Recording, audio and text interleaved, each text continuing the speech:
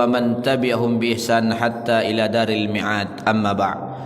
Ahibai kiram, tokoh masyarakat, alim ulama, jamaah Masjid Al-Firdaus yang insyaallah kita mudah-mudahan termasuk hamba-hamba yang dimuliakan oleh Allah Subhanahu wa taala. Amin. Amin ya rabbal alamin.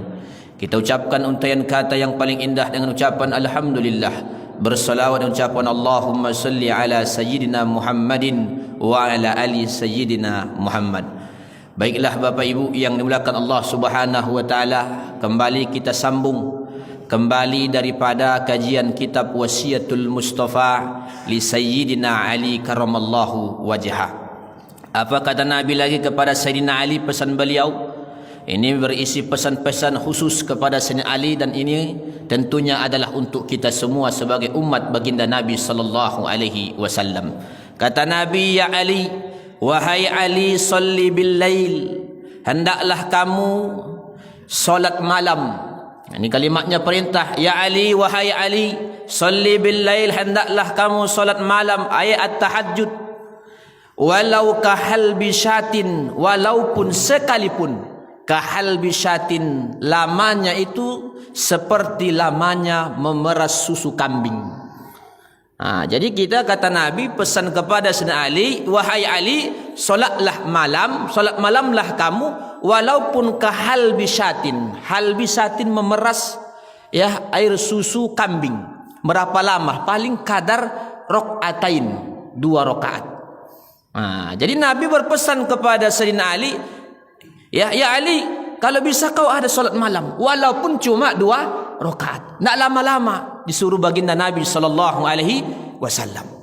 Nah, ini pesan kepada Sayyidina Ali, khususnya kepada kita semua. Kata Nabi, kenapa? Fal musalli bil laili ahsanun nasi wajhan. Orang yang aktif salat malam, ahsanun nasi wajhan, orang yang paling indah, yang paling bagus wajhan, wajahnya. Tentu di sini maknanya banyak Bapak Ibu, ahsana wajhan. Jadi pesan ini kepada Sayyidina Ali menunjukkan bahawa betapa utamanya solat tahajud atau solat malam. Makanya Bapak Ibu, dalam sirah dan tarikh An-Nabawiyah itu Nabi saking pentingnya solat malam ini, sampai-sampai Nabi SAW membangunkan Fatimah, putri beliau. Begitu juga anak paman beliau Sayyidina Ali. Kalaulah tahajud ini ibaratnya tak penting bagi Nabi, ngapain Nabi repot-repot membangunkan putri beliau Fatimah? Begitu juga menantu beliau Sayyidina Ali karramallahu wajhah.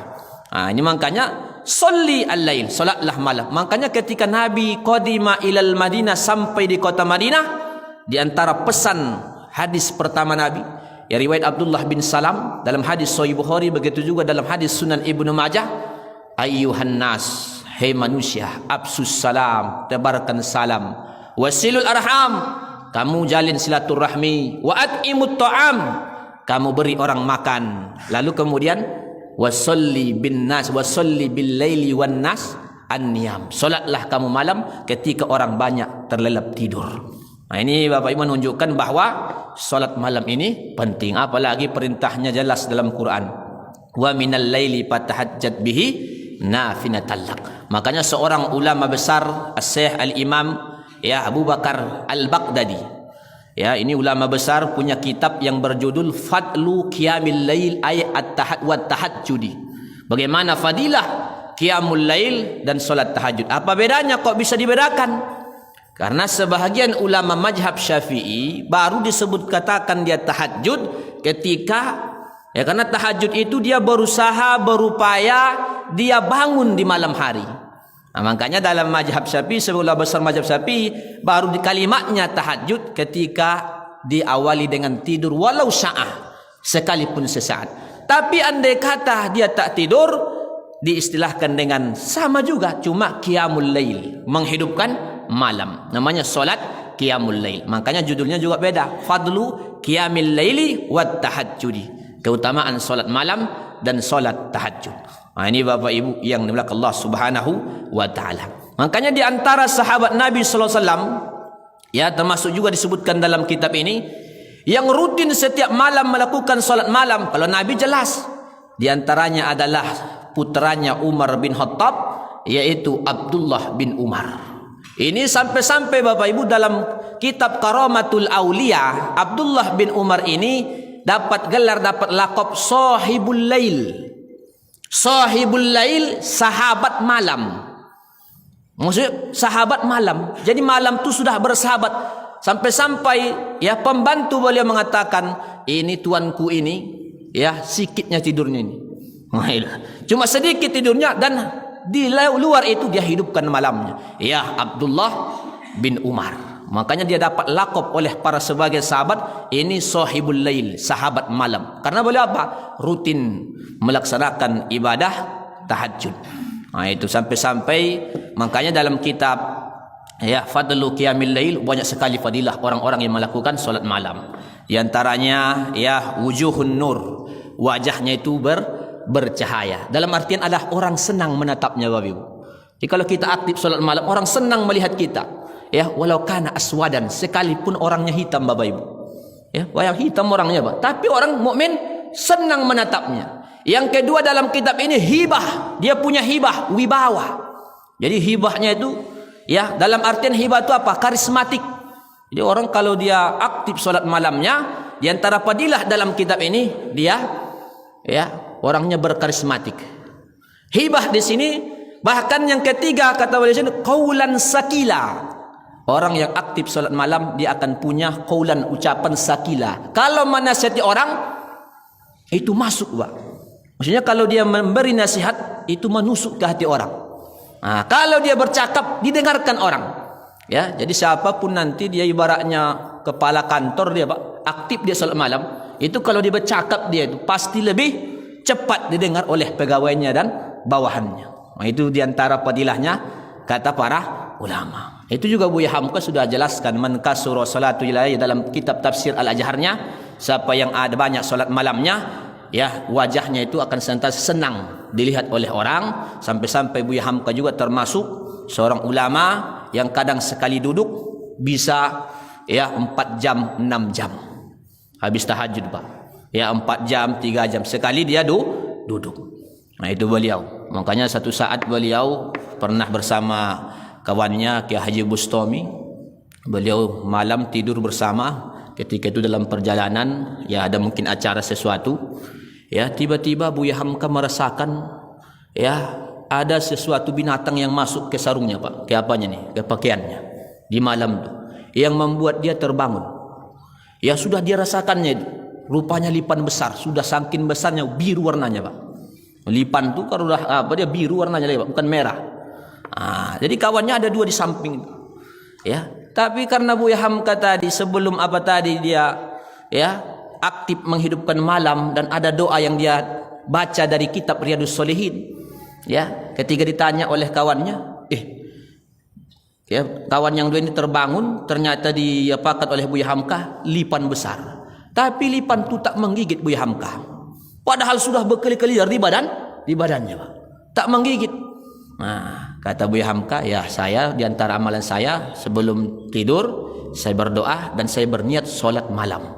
Nah, itu saya berniat solat malam.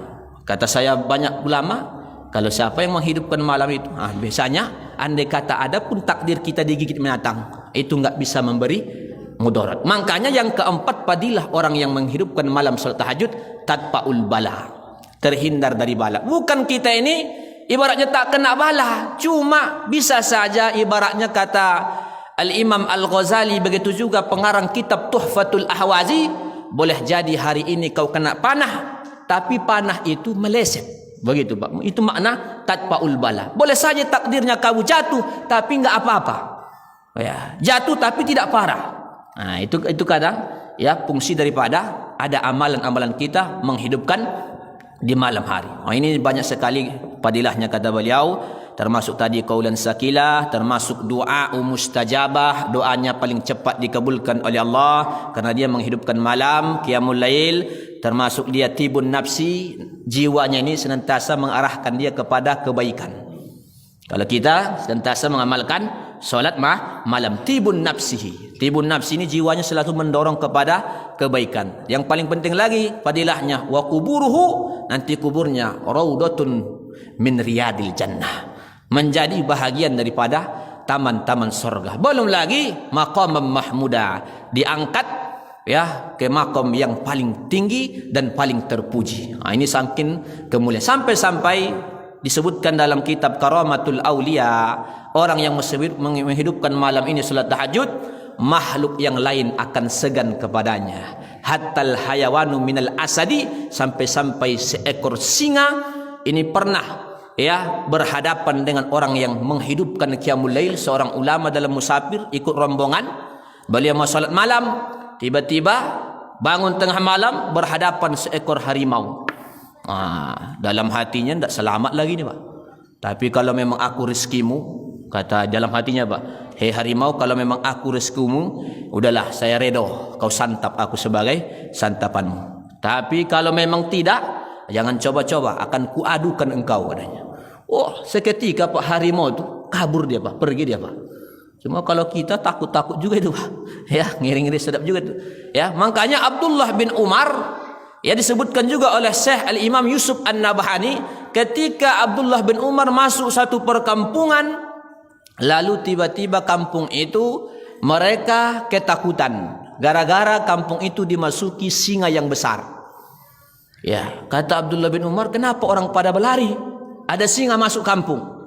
Kata Abdullah bin Umar, mana singanya? Itu katanya. Dijumpai oleh Abdullah bin Umar. Hei singa, roh, pergi kau singa. Pergi singa dua. Kalau kita Bapak Ibu, ya jangankan yang dia Bapak, yang liar di kebun binatang saja kita takut dengan singa Pak. Ya, tapi Abdullah bin Umar kenapa? Karena memang itu man akhafallah, siapa yang sudah habis takutnya kepada Allah, dekat dia kepada Allah, maka dia makhluk lain pun ada rasa gentar ketika menghadapinya. Itu yang sudah dicontohkan oleh Abdullah bin Umar. Ini diantara amalan beliau adalah menghidupkan malam, yaitu solat tahajud. Ini kemuliaannya. Sampai-sampai di sini kan tak lama itu Pak, diperas susu kambing itu itu selama sekitar 2 rakaat solat. Nah, kita nggak bisa mungkin seperti Imam Ahmad bin Hanbal Pak. Dalam kitab Syiar A'lam An-Nubala yang dikarang oleh Imam Az-Zahabi, kalau Imam Ahmad itu padahal sudah pakar hadis, ahlul hadis, itu solat malamnya salasumi'ah rakaah. Itu 300 rakaat. Iza marido, kalau dia sakit 150 rakaat. Itu tidak pernah dibuat Nabi itu Pak. Bid'ah itu kalau mau dikatakan bid'ah. Tapi bid'ah hasanah. Nabi nggak ada Pak. Datangkanlah riwayat Nabi melakukan solat tahajud 300 rakaat. Apa kita katakan Imam Ahmad yang hafal 1 juta ahli bid'ah? Oh, tidak bisa. Itu kalau sakit 150 rakaat. Itu kata anak beliau Abdullah ya bin Hanbal. Abdullah bin Ahmad bin Hanbal. Mudah-mudahan pesan singkat ini ya mari kita ya laksanakan semampu kita, solat malam sekalipun cuma 2 rakaat. Mudah-mudahan bermanfaat, motivasi kita. Akhir ini, assalamualaikum warahmatullahi wabarakatuh.